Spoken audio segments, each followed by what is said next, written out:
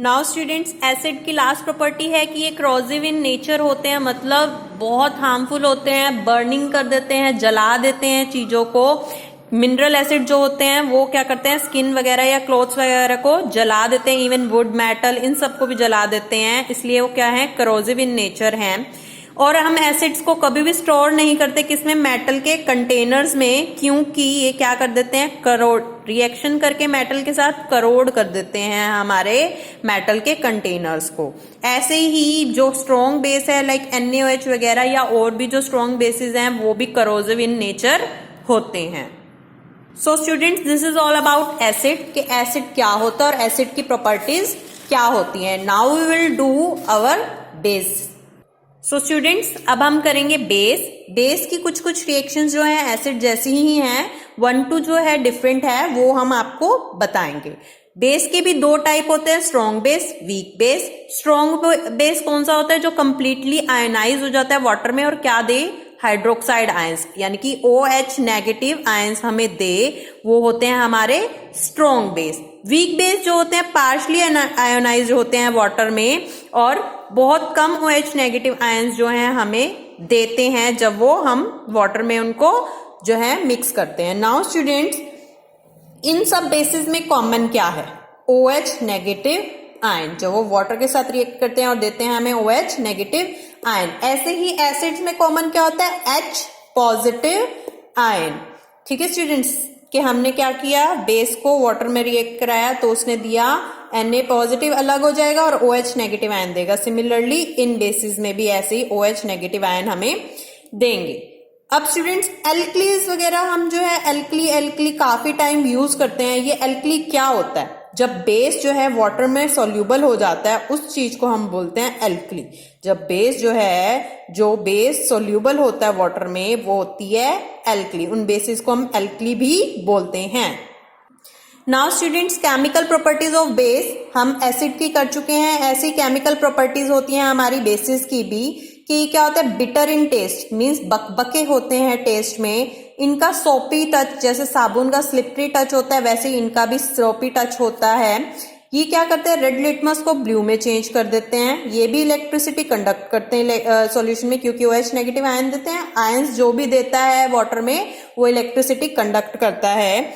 Now students, first reaction क्या थी, जो सेम एसिड की थी वही है इसकी भी, कि जो बेस है रिएक्ट करता है मेटल के साथ, देगा हमें हाइड्रोजन गैस। तो हमने एक बेस ले लिया, मेटल जैसे मैंने उसमें जिंक लिया था, इसमें भी जिंक लिया है, और उसकी रिएक्शन के बाद मुझे क्या मिला, सॉल्ट, और साथ में क्या मिलेगा, हाइड्रोजन गैस। ठीक है स्टूडेंट, सेम जो है ये एसिड वाली रिएक्शन ही है। एसिड जैसे मेटल के साथ रिएक्ट कर कर सॉल्ट और हाइड्रोजन गैस देते थे, सेम बेस जो है मेटल के साथ रिएक्ट कर कर क्या देते हैं हमें, हाइड्रोजन गैस और सॉल्ट।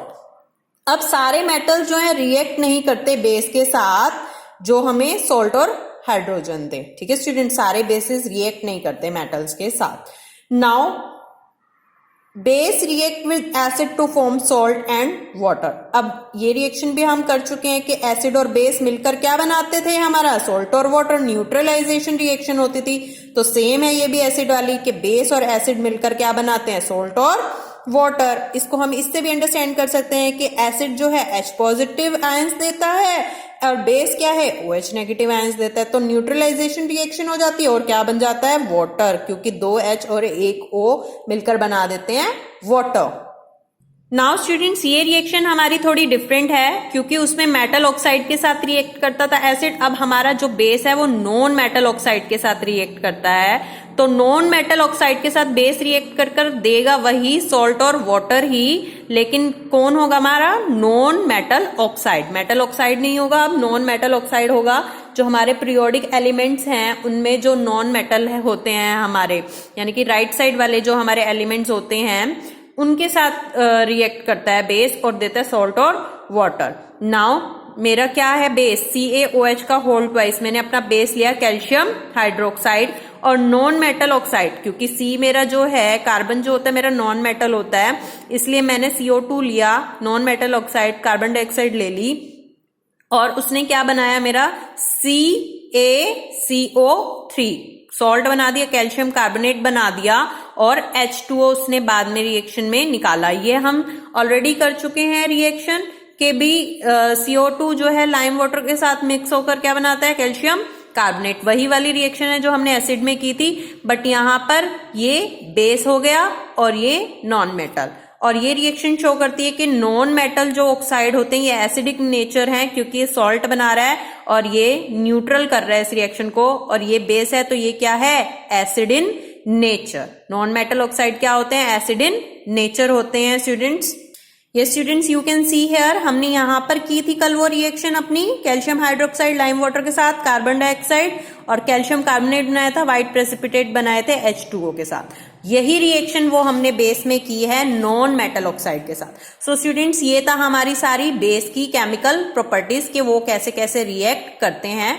सो अब हमने अपनी केमिकल रिएक्शंस, केमिकल प्रॉपर्टीज जो एसिड की हैं, बेस की हैं, वो कंप्लीट कर ली हैं। And one thing more students, please make practice of equations, reactions.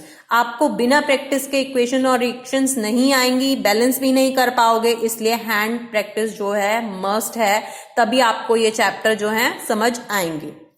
So hope so आप सबने ये क्वेश्चन आंसर जो है फाइंड कर लिए होंगे। कर्ड वाले का आंसर तो मैंने नोट्स में ही बताया था और इनके भी नोट्स में ही है, जस्ट आपको थोड़ा सा फाइंड आउट करना है कि क्या इनके आंसर्स हैं। So student, your IP is to revise your chapter number 2। जितना अभी हमने कर लिया है हमारा चैप्टर, आपको यही रिवाइज करना है अच्छे से और रिएक्शंस की प्रैक्टिस करनी है राइट करके अच्छे से।